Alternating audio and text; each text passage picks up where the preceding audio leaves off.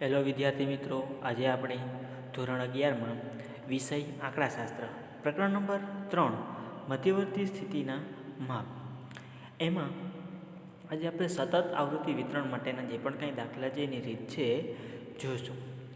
સૌથી પહેલાં તો સતત આવૃત્તિ વિતરણમાં ચલની કિંમતો વર્ગના સ્વરૂપમાં આપેલી હોય છે.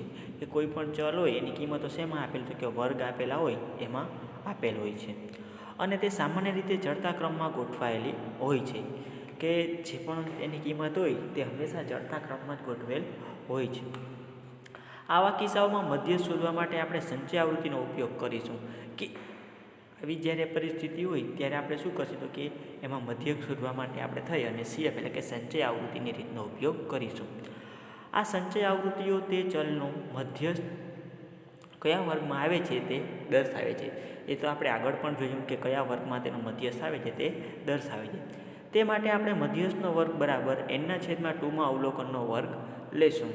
કે એમાં જે મધ્યક આવે એના બરાબર આપણે n/2 અવલોકનનો વર્ગ જે પણ કંઈ આવતો હોય તે લેશું. હવે અહીંયા n બરાબર શું હોય, તો કે અહીંયા n બરાબર શું હોય, તો કે F1 + F2 + F3 એમ Fk સુધી અને એનો ટોટલ કરીને સિગ્મા F એ અવલોકનની જે પણ કંઈ સંખ્યા આવે તે કુલ સંખ્યા થશે. અહીં મધ્યસ્થ શોધવા માટે નીચેના સૂત્રનો ઉપયોગ કરવામાં આવે છે. હવે જો અહીંયા સતત આવૃત્તિ વિતરણ માટે થઈને મધ્યસ્થ છે એનું સૂત્ર થોડુંક બદલી જાય છે.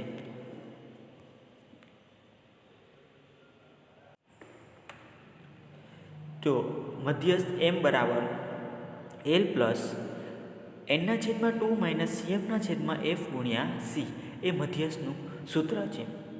હવે અહીંયા L બરાબર શું હોય, તો કે L બરાબર મધ્યસ્થના વર્ગનું અધસીમા બિંદુ એટલે કે લોઅર કિંમત, જે નાની કિંમત હોય તે એનો વર્ગ આવતો હોય એની નાની કિંમત હોય તે બિંદુ.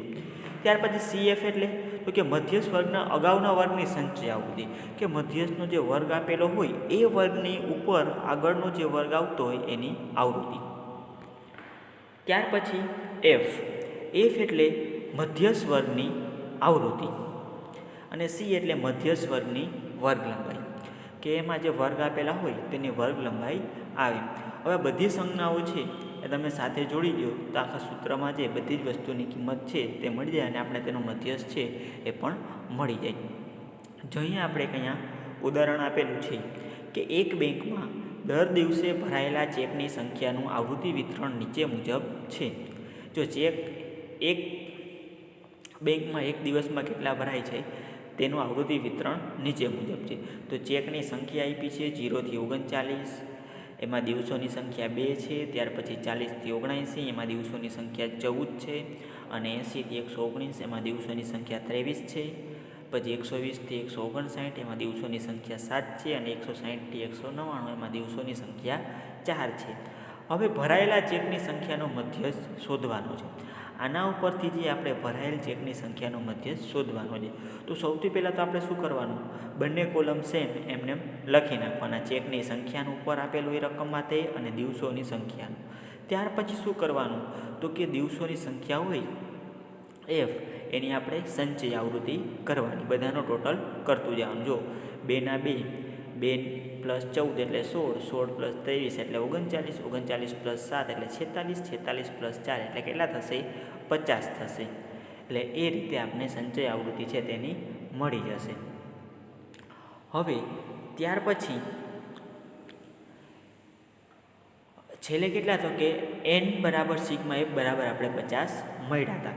હવે જો મધ્યસ્થનો વર્ગ n/2 અવલોકનનો વર્ગ. હવે 2 અવલોકનનો વર્ગ n કેટલાય, તો કે 50. 50 / 2 અવલોકનનો વર્ગ એટલે 25 અવલોકનનો વર્ગ છે તે જોવાનો આપણે. તો સંચય આવૃત્તિ પરથી જાણી શકાય કે 17મા અવલોકનથી 39મા અવલોકન સુધી બધા જ અવલોકનનો વર્ગ 80 થી 119માં છે, માટે તે મધ્યસ્થ વર્ગ છે. જો હવે 25 આવ્યા આપણે અહીંયા બરાબર, તો 25 એમાં 80 થી 119નો જે ચેકની સંખ્યા છે એનો વર્ગ આવે છે બરાબર. તો હવે આ નિવારક પ્રકારનું વર્ગીકરણ હોવાથી આપણે વર્ગસીમા પરથી વર્ગના સીમા બિંદુઓ મેળવીશું. તેથી મધ્યસ્થ 79.5 માઇનસ 119.5 લેવાશે. જો 80 હતું એટલે 0.5 છે શું થઈ જશે તો કે માઇનસ થઈ જશે. હવે એમાં એલ બરાબર એટલે કે લોઅર કિંમત 79.5 પછી CF એટલે કે 16 એની આગળની કિંમત કેટલી હતી તો કે 16 હતી અને F એટલે Fમાં 23 આવે છે અને C એની વર્ગ લંબાઈ કેટલી છે તો કે એની વર્ગ લંબાઈ જે તે 40ની આવે છે એટલે C બરાબર 40. હવે મધ્યસ્થ એનું સૂત્ર m બરાબર L પ્લસ nના છેદમાં 2 માઇનસ CFના છેદમાં F ગુણ્યા C.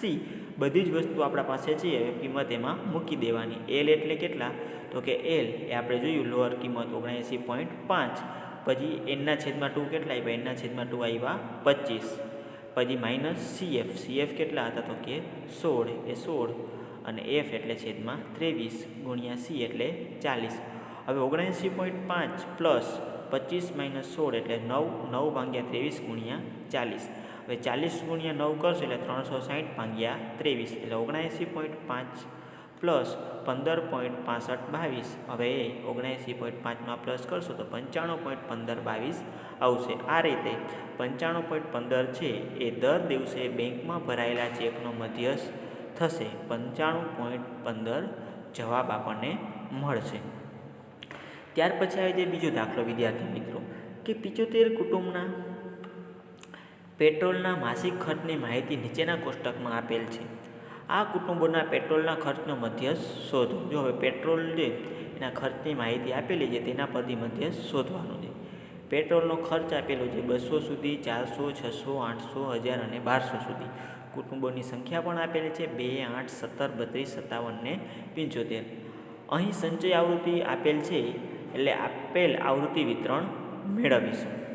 જો બધી જ કિંમત કેવી છે તો કે ચડતા ક્રમમાં છે એટલે હવે બંને વસ્તુ છે એને એમ લખી નાખવાની બરાબર. પહેલે સંચય આવૃત્તિ આપેલ છે એટલે આપણે શું કરવું જોશે તો કે એમાંથી બાદ કરવું જોશે. જો પહેલે સૌથી પહેલે શું તો કે 2, 8, 17, 32, 57 ને 75 એમને લખી નાખ્યું. હવે 2 છે એના 2 એમને બરાબર અહીંયા કુટુંબોની સંખ્યા સંચય આવૃત્તિ હવે આની કેવી રીતના થશે તો કે એ આપેલ જે સંચય આવૃત્તિ તો કુટુંબોની સંખ્યા આપણે શોધીએ કેવી રીતે મળશે તો કે 2 ના 2. હવે સંચય આવૃત્તિ આપેલ છે તો 8માંથી 2 બાદ કરશો તો કેટલા મળશે 6. એવી રીતે 17માંથી 8 બાદ કરશો તો 9, 32માંથી 17 બાદ કરશો તો 15, 57માંથી 32 બાદ કરશો તો 25 અને 75માંથી 57 બાદ કરશો તો 18.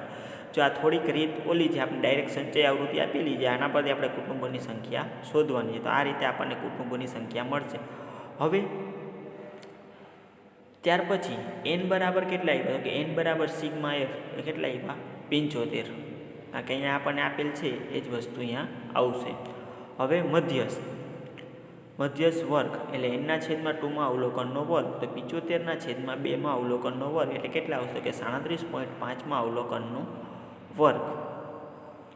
હવે 37.5માં અવલોકનનો વર્ગ છે 37.5 કીધું એટલે 37.5 અને 37મો અને 38મો એવા બંને અવલોકનનો વર્ગ છે એ લેવાનો. 37માં અને 38માં કેટલા આવશે તો કે 800 અને 1000 કારણ કે 7મું અને 8મું એ બંને લેવા જોશે.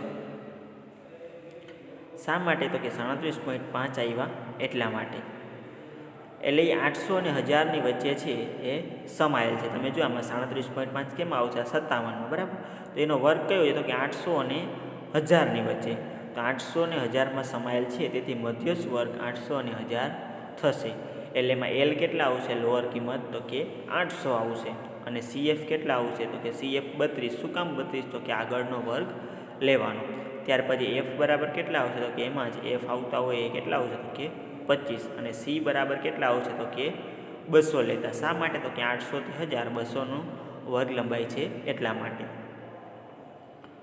મધ્યસ્થ હવે એનું સૂત્ર m બરાબર L પ્લસ nના છેદમાં 2 માઇનસ CFના છેદમાં F ગુણ્યા C.